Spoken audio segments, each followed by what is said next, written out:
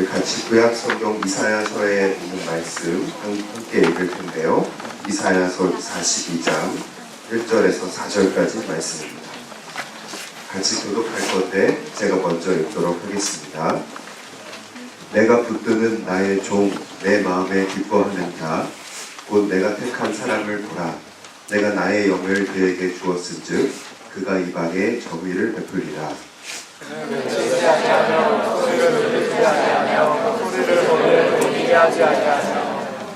상한 갈대를 꺾지 아니하며 꺼져가는 등불을 끄지 아니하고 진실로 정의를 시행할 것이며 그는 쇠하지 아니하며 깜하지 아니하고 세상의 정의를 세우기에 이르리니 성들이 그로 명망하리라. 아멘. 여러분, 우리가 12월에 이사야서 말씀을 함께 공부하고 있죠. 특별히 평일에는 이사야서 말씀으로 PT를 하고 있는데요. 이사야서 말씀은 예언서라서 여러분이 느낄 때 다소 좀 어렵게 느껴질지도 몰라요. 여러분이 딱 보실 때 상징과 또 비유가 많잖아요. 하지만 여러분, 이사야서는 중요합니다. 왜냐하면 예수님이 메시아로 오실 것에 대해서 직접적으로 우리에게 말해주고 있기 때문인데요. 오늘 우리가 읽은 네 구절의 본문도 메시아로 오실 예수님에 대해서 설명하고 있는 부분입니다. 먼저 여러분 1절을 보시면 예수님이 어떤 역할로 그려지고 있나요? 1절에서 내가 붙드는 나의 종이다 이렇게 말씀하시잖아요. 예수님은 하나님으로부터 종으로서 보내진다는 거예요. 예수님은 종의 모습으로 우리 가운데 오셨다는 거예요. 여러분, 그런데 이 종의 특징이 무엇일까요?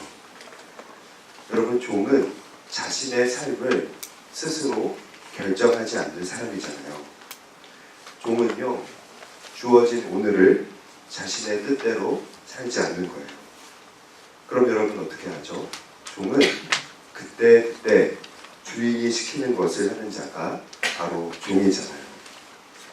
종은 내가 오늘 무엇을 할지 또 내일 무엇을 할지 예측할 수 없는 삶을 사는 거예요. 그러니까 어때요? 종이라는 존재는 자신의 의견을 주장하지 않는 자라는 거죠. 그래서 낮은 모습이고 순종하며 섬기는 삶이라고 할 수 있어요. 그런데 예수님이 스스로 이 종의 모습이 되어서 유대 백성을 찾아오셨다는 거예요. 여러분, 무엇 때문일까요? 당신께서 하신 약속 때문이잖아요. 그 약속은 무슨 내용이었죠? 세상에 포로가 되어 있는 유대 백성을 하나님의 백성으로 회복해 하겠다라는 그 약속이었잖아요. 그런데 여러분, 종의 모습으로 오셨으니까 우리는 무엇을 알 수 있나요? 종으로 오신 예수님을 보고 무엇을 알 수 있을까요? 우리를 하나님의 백성으로 회복시키는 방식이 어떤 것인가를 알게 되는 거예요. 여러분, 종의 모습이라는 것은 자신을 낮추어 섬기는 삶이잖아요. 그러니까 예수님은 우리를 회복시키는 데 있어서 우리를 섬기는 방식으로 회복시킨다는 것이죠. 예수님은 다른 방식이 아니라 우리에게 헌신하시는 방식으로 우리를 회복시킨다는 거예요. 바로 당신의 그 섬김 앞에서 우리를 다시 하나님 앞에 순종할 수 있는 자로 세우실 거라는 말입니다. 여러분, 이렇게 예수님의 섬김을 통해서 하나님께 순종하는 자들로 부름받은 우리가 바로 교회이고 또 공동체인데요. 그래서 교회를 정의할 때, 공동체를 정의할 때 하나님께 순종하는 하나님의 백성들이다 라고 이렇게 정의할 수 있어요. 다시 말하면 교회와 그 공동체는 이 세상 속에서 하나님 나라를 확장하고 하나님의 뜻을 이루기 위해서 존재하는 거라는 거예요. 여러분, 그런데 교회 공동체가 이렇게 분명한 목적을 갖고 있는 이유가 뭘까요? 바로 이 교회가 종 되신 예수님으로부터 시작됐기 때문이잖아요. 무슨 말이냐 하면 예수님의 피값으로 우리를 세상으로부터 사셨기 때문이잖아요. 우리를 예수 그리스도의 소유로 삼으셨기 때문이잖아요. 그래서 이 교회 공동체에는 공통의 분명한 목적이 있다는 것을 알 수 있죠. 그 목적은 바로 예수 그리스도께 순종하고 충성하는 거예요. 여러분, 오늘 하나님 앞에 나오실 때 예수 그리스도께 순종하고 충성하시기 위해 나오셨습니까? 하지만 이 교회에 다니면서 공동체에 소속되어 있으면서 우리가 하나님의 백성이라는 신분을 가지고 있지만요, 실제로는 세상의 포로처럼 살아가는 사람이 너무 많다는 거예요. 여러분, 왜 세상의 포로겠어요? 세상의 포로는 어떤 특징이 있죠? 세상의 권위와 유혹 앞에 무릎 꿇는 사람이잖아요. 여러분, 세상의 포로는 세상의 그 요구 앞에 무력한 사람이잖아요. 다시 말하면 다른 이유가 아니라 하나님 앞에 불순종하기 때문에 세상의 포로처럼 살아간다는 거예요. 그렇다면 우리는 왜 하나님 앞에 불순종하게 되는 것일까요? 그 이유는 개인의 문제가 교회의 공통의 비전보다 크기 때문입니다. 여러분, 아까 교회 공동체라는 것은 분명한 목적이 있다라고 말했잖아요.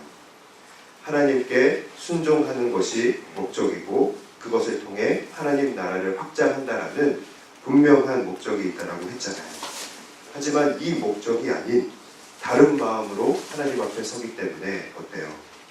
불순종하게 되는 것입니다. 여러분, 불순종의 내용은 다른 게 아니죠. 하나님, 당신이 내게 주시는 뜻보다 나의 문제가 더 중요합니다. 바로 이것이 불순종이잖아요. 그래서 내 문제가 더 크면 하나님을 믿으면서도 세상에 포로된 모습으로 살아가는 것입니다. 그럼 여러분, 이렇게 질문할 수 있을지 몰라요. 그럼 개인의 문제는 어떻게 해야 되나요? 내 문제가 해결되지 않았는데 어떻게 하나님 앞에 순종하나요? 이렇게 말할 수 있잖아요. 답을 드려볼게요. 그거는 개인의 문제는요, 그냥 같이 끌고 가는 것입니다. 어딜 끌고 가냐면요, 내 문제를 하나님께 순종하는 길 위에 함께 끌고 가는 거예요. 같이 갖고 가는 것입니다. 내가 아프면 아픈 채로 순종하는 거예요. 내가 부모님께 핍박을 받거나 사이가 안 좋으면 그 안 좋은 마음을 가진 채로 순종하는 거예요. 내가 경제적인 문제 속에 있으면 그 문제를 갖고 나가는 거예요.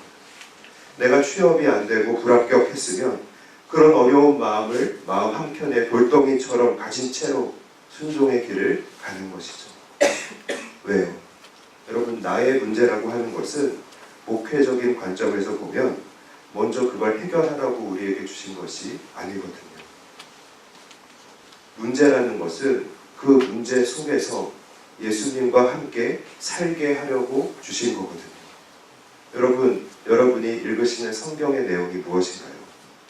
이스라엘 백성들이 오랜 포로 생활 속에서 제발 나 좀 꺼내달라고 메시아를 기다렸는데 예수님은 그들을 꺼내주지 않고 나와 함께 그 포로된 생활을 함께 살아내자라고 같이 그들과 살러 오셨다는 내용이잖아요.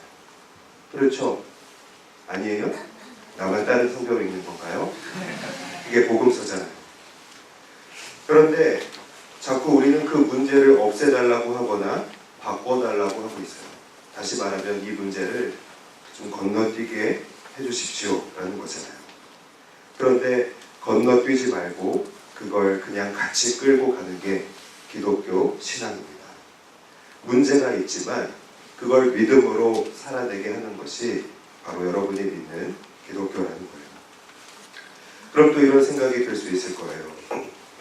우리에게 이러한 신앙을, 이러한 순종을 요청하시는 하나님은 우리에게 너무 권위적인 것이 아닌가라는 생각이 들 수 있겠죠. 왜요? 하나님은 지금 내가 이런 문제가 있다라고 이야기하는데 나의 자리를 지키라는 거잖아요. 여러분 나이대에 제가 그랬습니다. 제가 20대였을 때 저는 내면의 문제가 해결되지 않은 굉장히 우울한 청년이었거든요. 그래서 지금 현재 90 또래라든지 91 또래라든지 이들 모습을 보면 저보다 훨씬 낫다. 제 나이 때 그 저의 모습보다 훨씬 낫다라는 생각이 많이 듭니다. 저는 여러분보다 훨씬 못했거든요. 저는 지독한 열등감과 패배감에 사로잡혀 있었는데요. 그럼에도 불구하고 하나님 앞을 떠날 수는 없었습니다. 하나님이 좋아서가 아니었어요. 하나님 너무 싫고 너무 미웠어요. 난 이렇게 힘들고 어려운데 당신은 왜 당신의 영광을 나에게서 찾으려고 하십니까? 당신은 나를 알지 못합니다. 하나님이 너무 미웠어요. 하지만 다른 것으로는 답을 찾을 수가 없었다는 거예요. 하나님 아닌 다른 것에서 답을 찾으려고 했지만 다른 것으로는 내게 답이 되지 않았기 때문에 어쩔 수 없이 하나님 미운데 그 앞에 붙어 있을 수밖에 없었다는 거예요. 그런데요, 시간이 지나고 나서 내가 했던 것이 바로 성경에서 말하는 인내라는 것을 깨닫게 되었어요. 여러분, 기독교의 인내라는 것은 내가 이해가 되고 내가 절제가 돼서 하는 그런 참는 것이 아니었다는 것입니다. 그런 게 아니고요.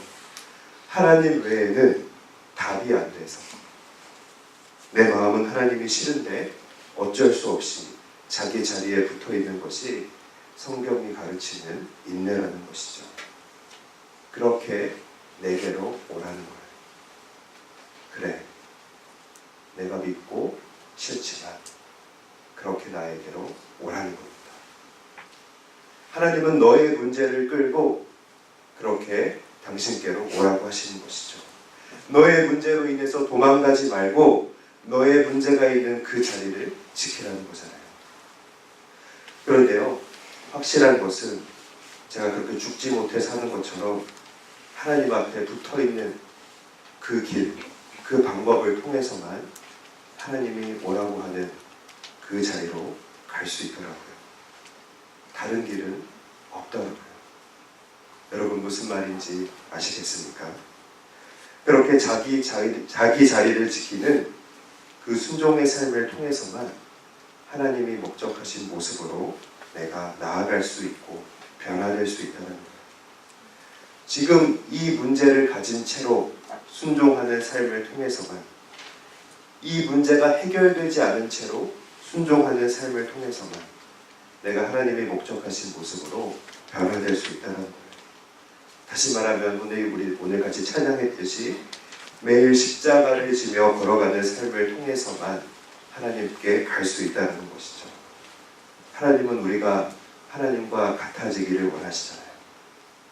하나님이 목적하신 모습으로 훌륭해지기를 원하시잖아요. 그래서 알게 되었습니다. 제가 권위적이라고 생각했던 하나님의 길은요, 그렇게 나를 하나님의 자녀로 부르시는 길은 단 하나의 길이었구나.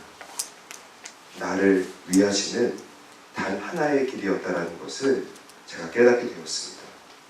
이 길을 통해서만 문제 속에서도 예수님과 함께 살아갈 수 있구나라는 것을 제가 알게 되었다는 거예요. 이것이 바로 우리가 앞으로의 삶을 통해 깨달아야 할 기독교의 신비입니다. 그래서 여러분, 제가 이렇게 보면 가끔 저희 부서 자매들이 기도회 인도할 때 이 찬양 울면서 많이 불렀던 것 같아요. 내 모습 이대로 사랑하시네, 연약한 그대로 사랑하시네. 많이 들어본 적 있으시죠? 여러분, 이 찬양 정 부르고 싶으면 뭐 불러야겠지만 아무튼 너무 자주 부르지 마십시오. 이 부르면 분위기도 다운될 뿐 아니라 하나님께서 우리를 이 모습 그대로 부르신 건 맞지만요, 그 모습 그대로 있으라고 하진 않으시거든요. 이 모습 그대로 부르셨지만 그대로 내버려 두기 원치 않으신다는 거예요. 연약한 모습 그대로 두기를 원치 않으신다는 거예요. 왜요? 예수님이 그 연약한 우리를 담당하시려고 십자가를 지셨잖아요. 그런데 그 모습 그대로 있으면 어떡하자는 거예요?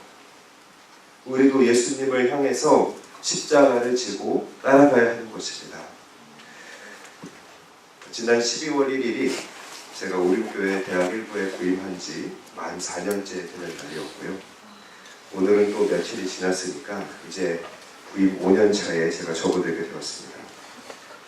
공교롭게도 저희 교회에서 한 부서를 5년 연속 담당하는 사람이 보니까 저밖에 없는 것 같아요. 저도 이렇게 오래 담당할 수 있으리라고는 생각하지도 않았고 또 기대도 안 했습니다. 사실 이게 좋은 건지는 잘 모르겠습니다. 물론 여러분이 싫다는 얘기는 아니고요. 진짜 아닙니다. 단지 여러분의 입장에서 저와 함께하는 것이 유익이 되어야 할 텐데 라는 생각을 많이 하거든요.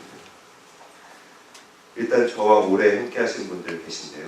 여기 앞에 이은솔도 있고 이렇게 계신데 저에게 질리지 않았을까 그런 생각이 가끔 듭니다.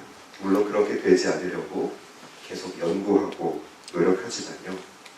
또 그런 것이 아니더라도 제 자신의 성향이 되게 조용한 사람이기도 하고 우울증은 아닌데요. 함께 있으면 우울해지는 스타일이 과연 내가 여러분에게 유익이 될까 늘 생각합니다. 또 저희 오늘 인도하진 않았지만 저희 찬양팀장 누군지 아세요? 저희 찬양팀장 누군지 아세요? 네, 우리 조수린 자매도 우울하잖아요. 맨날 이렇게 보면 시커먼 옷만 입고 검은 옷만 입고 예배인도 하면서 맨날 울고 그런데 이어서 제가 올라가서 또 우울하게 만들었어요. 정말 제가 생각했을 때 우리는 환상의 통비였던 것 같아요. 어떻게 생각하실지 모르겠지만 저에게는 꿈이라고 말할 수 있는 것이 딱히 없습니다. 하다못해 목사로서 장차 어떤 단일 목회자가 된다라거나 그런 걸 해야겠다는 생각도 저에게는 없습니다. 다만 저에게는 스승님들이 계실 뿐입니다. 우울한 20대였던 나를 다시 하나님께로 인도해 주셨던 스승님들이 계셨거든요. 그래서 이분들의 뒤를 따라간다는 마음으로 저는 대학부 목사가 된 거고요. 그리고 그때 하나님이 맡기신 일들을 하다 보니까 여기까지 오게 되었습니다. 그리고 저는 앞으로도 다른 거 생각하지 않고 그때 하나님이 일을 맡겨주시면 그것이 무엇이든지 그것을 하면서 살려고 합니다.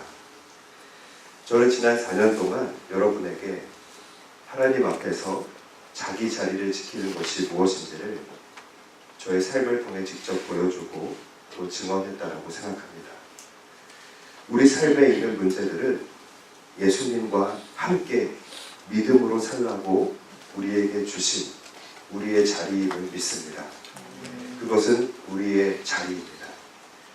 거기에서 나를 꺼내달라기보다도 그것을 바꿔달라기보다도 그 속에서 자리를 지키면서 예수님과 살 수 있는 우리 자신이 되기를 주의 이름으로 축복합니다. 여러분 20대의 많은 젊은이들이 내 상황이나 기분이 좋으면 신앙도 그때는 좋아지고 그렇지 않으면 내 신앙도 나빠지는 그런 모습, 그런 순환 가운데 처해 있습니다. 여러분 이것은 하나님을 믿으면서도 세상의 포로로 살아가는 모습이잖아요. 자기 자리를 지키지 못하는 모습이잖아요. 도망가는 모습이잖아요. 그러나 여러분 오늘 이사야 본문의 증언과 같이 그런 우리를 섬기기 위해서 내가 상황이 좋으면 내 신앙도 막 하나님 감사합니다 하고 기분이 안 좋거나 상황이 안 좋아지면 막 신앙도 안 좋아지고 도망가고 그런 우리를 섬기기 위해서 종의 모습으로 우리 삶 가운데 뛰어들어오신 예수님이 있다. 여러분 그 예수님은 그런 우리에게 헌신하셨다는 것입니다. 그러니까 우리도 주께서 우리를 부르신 자기 자리를 지키는 사람이 됩시다. 오늘 해결되지 않는 그 문제가 있는 자리, 내 마음이 상한 그 문제가 있는 그 자리에서 예수님께 순종하시다. 그 자리에서 해결되지 않은 문제를 그냥 내 가슴에 안은 채로 해결되지 않았지만 그걸 그냥 내 가슴에 안고 그 아는 채로 하나님 나라를 확장하고요, 하나님의 뜻을 함께 이루어 나가기를 원합니다. 여러분, 이렇게 함께 나아가기를 원하십니까? 그렇게 함께 나아가기를 원하신다면 우리가 함께 하나님 앞에 모든 상황 속에서 주를 찬양하기 원한다라고 이렇게 같이 고백합시다.